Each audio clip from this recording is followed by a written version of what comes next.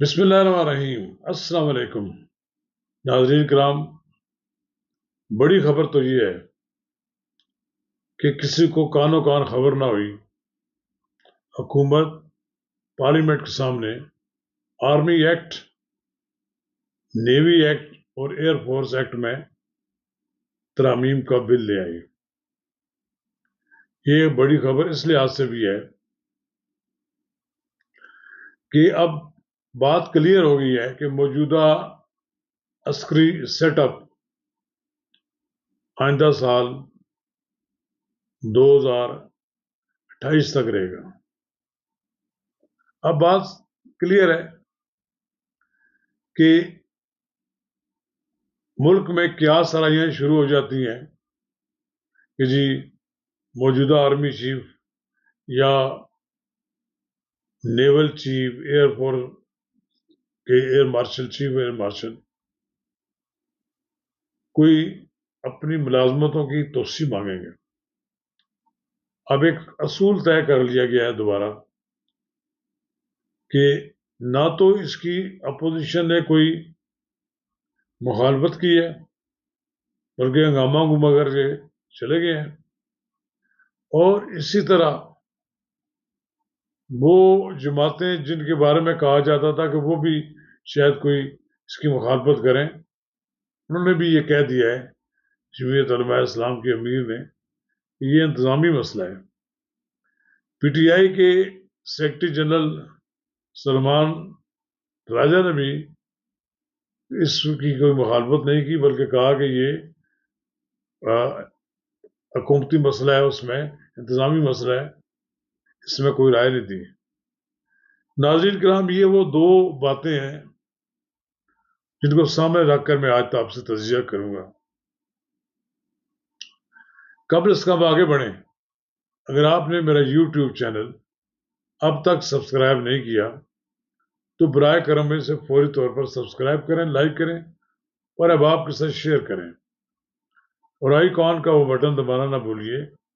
کہ جب ہم ویڈیو لوڈ کریں تو سب سے پہلے آپ کو اطلاع ملے۔ ناظرین کرام، ایک تو اتنی رازداری سے حکومت نے یہ بل لائی ہے، کسی کو بنک نہیں ہوئی، خاموشی کے ساتھ اچانک جب پارلیمنٹ میں اپوزیشن کو اعتماد میں لیا گیا، کچھ لوگ تو کہا جاتا ہے کہ پیپلز پارٹی کو بھی اعتماد میں نہیں لیا گیا، لیکن میں نے یہ بات مانتا، پیپلز پارٹی کے جو بڑے لیڈر ہیں، جو کرتا دھرتا ہے، ان کو اس بات کا علم تھا کہ ایک نئی ترمیم آ رہی ہے آرمی ایکٹ میں، نیوی میں اور ایئر فورس میں۔ اب کہا تو یہ جاتا ہے جی کہ یہ جو ترمیم ہوئی ہے شاید یہ پرٹیکولرلی موجودہ آرمی چیف کی مدت ملازمت میں توسیع ہے کہ یہ کیا گیا۔ یہ بات کسی حد تک تو درست ہو سکتی ہے، لیکن سوچا جائے کہ ماضی میں بھی تو یہ ہوتا رہا ہے نا۔ ماضی میں سب سے پہلے سکندر مرزا نے ایوب خان کو، جنرل ایوب خان کو کی مدت ملازمت میں توسیع کی تھی، پھر ضیاء الحق، پرویز مشرف، جنرل کیانی، باجوہ، ایک لمبی لائن ہے، 6 مہینے، کوئی 11 سال اپنے آپ کو ہی توسیع دیتے رہے، اپنے ہی اسی لیٹر آرڈر پر اپنے ہی دستوں سے آرڈر جاری کرتے تھے۔ سیاہ سفید کے مالک رہے ہیں پرویز مشرف، ضیاء الحق۔ لیکن اگر کوئی قانون سازی ہوئی ہے تو اس میں کوئی شک کی بات نہیں ہے۔ ہمارے یہاں 4 سال روایت تھی، لیکن اسے بدل کر کے 3 سال کر دیا گیا تھا۔ تو اب تو ایک پھر طریقہ کار طے ہو گیا ہے، لوگوں کو شکوک و شبہات اب نہیں ہونے چاہیے کہ جناب اگلے سال جب نومبر آئے گا پھر نیا آرمی چیف آئے گا، فلاں ہوگا۔ وہ لوگوں کو کلیئر ہو گیا ہے کہ جنرل عاصم منیر ہی رہیں گے، نہیں جا رہے۔ وہ اپنی مدت ملازمت 5 سالہ مکمل کریں گے، کیونکہ کئی جرنیل اس دوران ریٹائر بھی ہو جائیں گے، لیکن اب یہ طے کر لیا گیا کہ ایک حکومت کا سیٹ اپ ہے، اس کے ساتھ ساتھ تقریباً 5 سال آرمی چیف کو بھی رہنا چاہیے. تو اس پہ کوئی زیادہ اختلاف نہیں کیا کسی نے، لیکن پی ٹی آئی جو خود اپوزیشن اپنے آپ کو کہلاتی ہے، اور بظاہر تو انہوں نے کوئی اس میں ووٹنگ میں حصہ نہیں لیا، اپنا کوئی کردار ادا نہیں کیا ہے، لیکن عملاً پی ٹی آئی بھی اس بل کی منظوری کے حق میں ہے.